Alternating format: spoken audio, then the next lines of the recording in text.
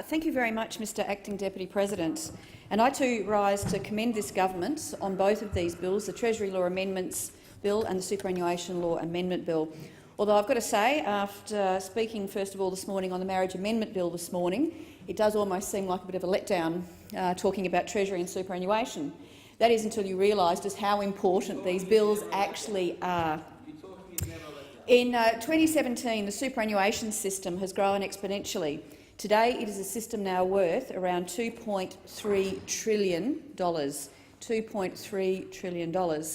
And that is $2.3 trillion of money from millions of hard-working Australian men and women who absolutely deserve to know that their money is being spent in a transparent and accountable manner, in a way that is always in their best interests, to the highest possible standards, probably the highest possible standards of any governance regimes.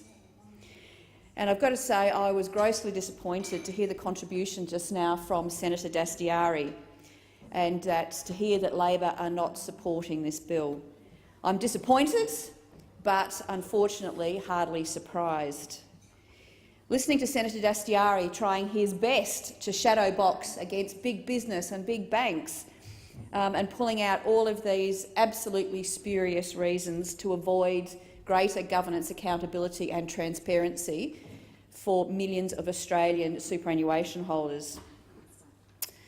I find it somewhat ironic that he and those on the opposite side, who are the biggest defenders of big unions, who in this place in recent committee inquiries have heard that the biggest offenders of all in terms of sticky fingers are the big unions who've gone into absolutely atrociously bad secret deals with big businesses to ensure that unions keep their sticky fingers on union members' fees, and to make sure that under these deals that they get the big businesses to make sure that their workers have the only option is to sign up with union superannuation-related funds. So, these bills absolutely provide greater accountability and transparency in governance. That cannot possibly be a bad thing, despite, again, Senator Dastyari's rather clever, well actually wasn't even that clever, but his heroic attempts to find some way of demonstrating how greater accountability for those who manage our superannuation funds could be. All I'd say is good try, Senator Dastyari, but I think that's a big fat F. These bills do provide greater transparency and accountability, and they are unashamedly focused to ensure that Australia's superannuation system delivers outcomes for its members above the vested interests of the industry and those who manage $2.3 trillion of Australians' money. So by introducing a stronger regulatory framework and by ensuring that a portion of the directors of these funds are independent. Just think about that. Those opposite are arguing against having a board that has a portion of the directors as independent. That is frightening, that anybody in this place would argue against having independent directors. I would hope that people listening and members of the public would actually get onto the Labor Party and actually say to them, what is wrong with holding those who manage my superannuation funds from having the greatest possible transparency and accountability, and having independent people on their boards who come from a range of sectors in the community, bring diversity of thought and opinion, and also, I might say, a diversity of gender, which I'll come back and talk about shortly. So the first of these bills, the Improving Accountability and Members' Outcome in Superannuation Measures number 1, bit of a mouthful, but again an important bill. This bill provides comprehensive measures focused on protecting members' money and members' interests. Protecting those interests. It still just astounds me that anybody opposite could actually get up in this place and say, no, we don't believe in creating greater accountability and protections for you, Australian mum and dads, who have invested a lifetime of savings in their superannuation. So it's a package along with another suite of measures that has been developed with a very clear objective to improve the outcome for Australian consumers of these products. As the Minister indicated in the second reading speech, this is what the bills will do. Help deliver all Australians with a strong and modern superannuation system, with a stronger prudential regulator that is solely focused on delivering outcomes for all Australians who rely on these funds to secure their retirement. It is pretty simple and pretty clear. You read the bill and that is clearly what it does. And again, with Senator Dastyari coming into this chamber today to say, well, we don't support those principles, don't, opposition crossbenchers go slow, don't think about these things. Very sorry.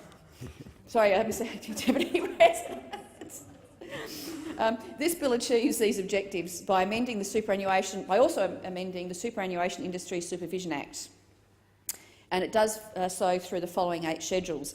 Again, I will actually read these schedules out because any objective observer, listener or reader of these could not but help to think, that's exactly what I want for my superannuation funds. That's exactly the sort of accountability and transparency I want for my superannuation funds. So the first schedule amends the SIS Act to strengthen the obligation on super trustees to consider the appropriateness of their super products and how these products deliver appropriate outcomes to their individual members. Well, what a terrible thing those opposite must think this to be, that there is actually greater governance and for super trustees to consider the appropriateness of their packages for individual members, not for the unions who are associated with these superannuation funds, but for the members themselves. Outrageous, Labor. So what is the second outrageous proposition that we want to introduce for people with superannuation accounts? Well, we actually want to give the regulator enhanced powers and capacity to enforce and regulate super funds. Yes, Labor, I can see how that is such a terrible principle, to give the regulators greater powers to enforce and regulate these super funds. So let's have a look at this third thing, this third schedule that Labor thinks is so dreadful. The Schedule 3 reinforces the purpose that the funds must always deliver for their members through appropriate, transparent and accountable means by imposing both civil and criminal penalties. Well, Labor, I can really understand why you don't want that to happen for the millions of Australian superannuation holders. How disgusting. We actually want to make sure that superannuation funds deliver for their members by more transparent and accountable means. Shocking. I can see why you're not supporting it. Schedules 4 and 5. So what do the Labor Party think about Schedules 4 and 5? Well, let's have a look. So, Sections 4 and 5 strengthens the regulator's supervision and enforcement powers, specifically to include the power to issue directions when a change of ownership or control of a registered superannuable superannuation entity licences take place and when the regulator has prudential concerns. A lot of gobbledygook to most of us, including myself probably. However, it just means greater powers and ability to make sure that those who have got their fingers on your superannuation account do the right thing. So those 4 things, clearly, Labor Party has concerns about. So what else do they have concern about? Well, Schedule 6, which amends the Corporations Act to include requirements for portfolio holdings to be made publicly available. Oh dear. Labor don't want these accounts and these portfolio holdings to be held public and to be made accountable. So people with these funds can actually see, goodness me, so that people can actually see who's involved in their superannuation funds. Dearie me. Schedule 7 is the funds to hold annual general meetings for members to discuss key aspects of the funds and provide members with a forum to ask any question in relation to the fund's performance and operations. Now, I can see why the Labor Party doesn't want this. Just imagine members of superannuation funds actually having the opportunity every year, like shareholders of other companies, to have the opportunity to hold those who hold their money in their trust accountable and transparent. Shocking. So, Schedule 8. What is the final schedule that the Labor Party is so opposed to? Well, this schedule relates to reporting standards and provides the regulator with the power to inspect and obtain information on expenses incurred by the funds. Oh, dearie me. I can see why Labor doesn't support this either. How terrible. Having those who've got their fingers all over our superannuation, having a regulator able to inspect and obtain information about expenses incurred by the funds. That translates to the people who manage your accounts actually being accountable for what parts of your money are they spending on themselves. I can understand why Labor Party and the unions would certainly not want this. So, Mr Acting Deputy President, I commend the government on all 8 of those provisions in the schedules because, unlike those opposite, we think greater accountability, greater transparency for every single Australian who has a superannuation fund to be able to know what those who are managing their funds are doing with their funds. Now, what does industry say about this thing that the Labor Party finds so objectionable? Well, the Financial Services Council have stated this. The reforms are a cohesive package and are designed to better deliver outcomes for consumers. Oh dear, better outcomes for consumers.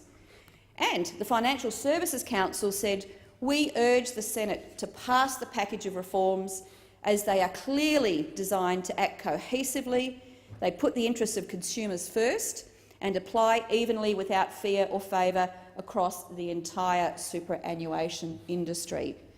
Well, I've got to say, Mr Acting Deputy President, those on this side of the chamber could not agree more that this is essential legislation.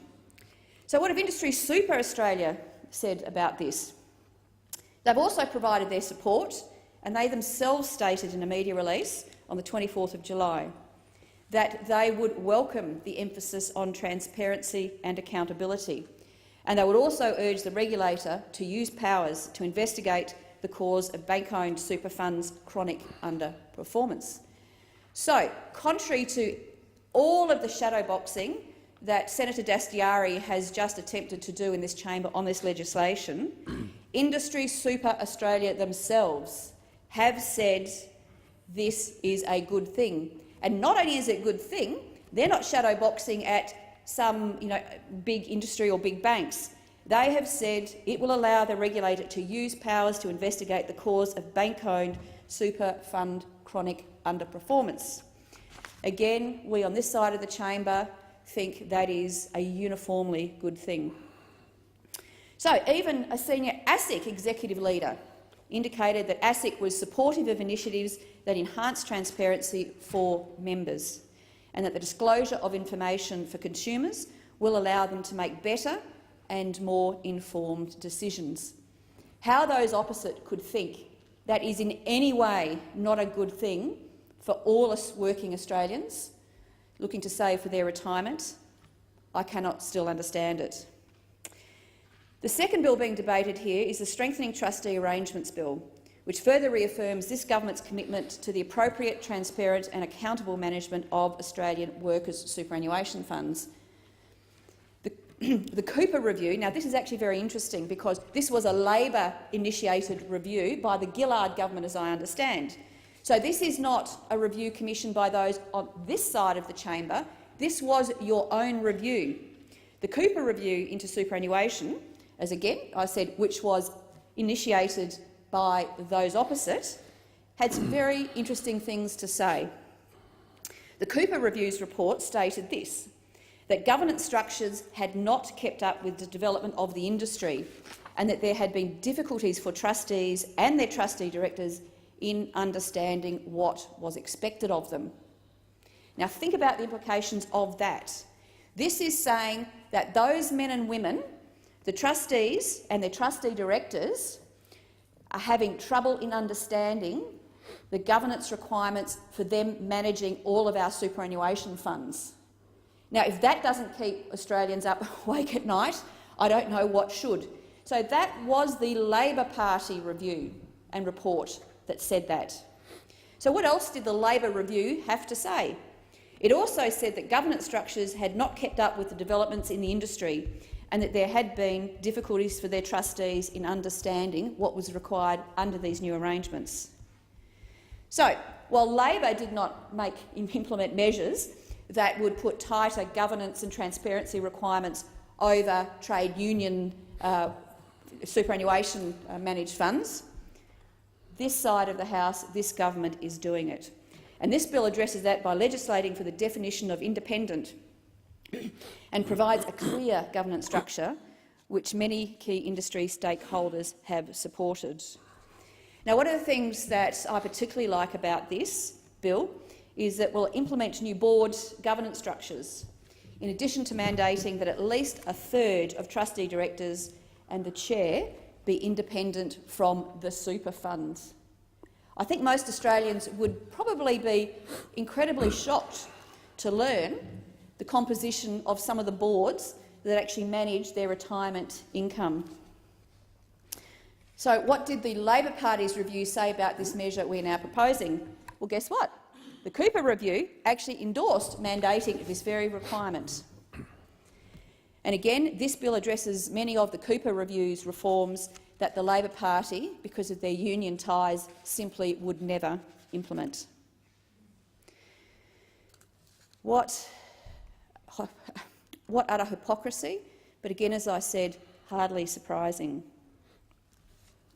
Some of the industry funds who are members of the Australian Council of Superannuation Investors have no shame when they threaten to wield their enormous economic power as activist shareholders against public companies with a poor record of gender diversity on their boards. And these guidelines state that in February 2015, ASCI proposes a target for women comprising 30% of all ASX 200 boards by the end of this year.